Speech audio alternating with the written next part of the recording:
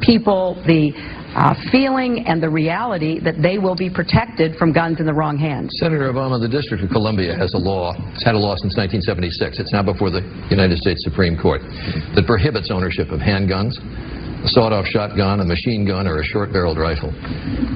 Is that a law consistent with an individual's right to bear arms? Well, Charlie, I confess I obviously haven't listened to the briefs and looked at all the evidence.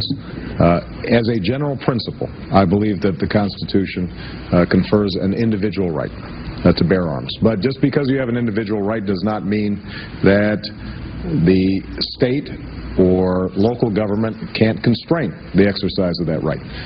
And, you know, in the same way that we have a right to private property, but local governments can establish zoning ordinances that determine how you can use it.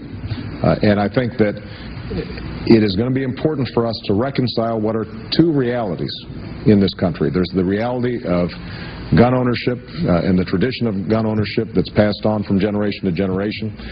You know, when you listen to people who have hunted and they talk about the fact that they went hunting with their fathers or their mothers, then that is something that is deeply important to them and culturally they care about deeply. But you also have the reality of what's happening here in Philadelphia and what's happening in Chicago. But do you still favor the registration of guns? Do you still favor the licensing of guns? And in 1996, your campaign issued a questionnaire, and your writing was on the questionnaire that said you favored a ban on handguns. No, my writing wasn't on that particular questionnaire, Charlie. As I said, I have never favored all-out ban on handguns.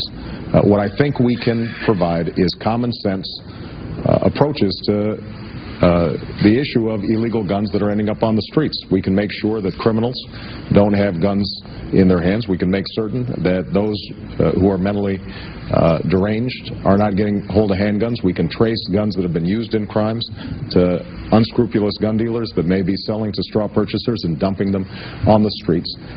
The point is that what we have to do is get beyond the politics of this issue and figure out what in fact is working. Look, in my hometown of Chicago, on the south side of Chicago, we've had 34 gun deaths last year of Chicago public school children.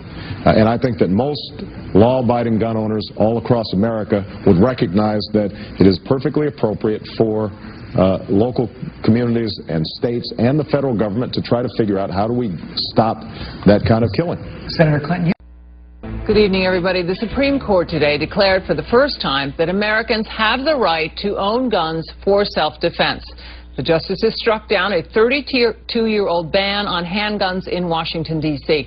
This was the first time the Supreme Court has overturned a gun control law, saying it violated the Second Amendment. Now, gun rights activists are now planning to challenge gun control laws in other jurisdictions. Jean Meserve reports from Washington. Jean?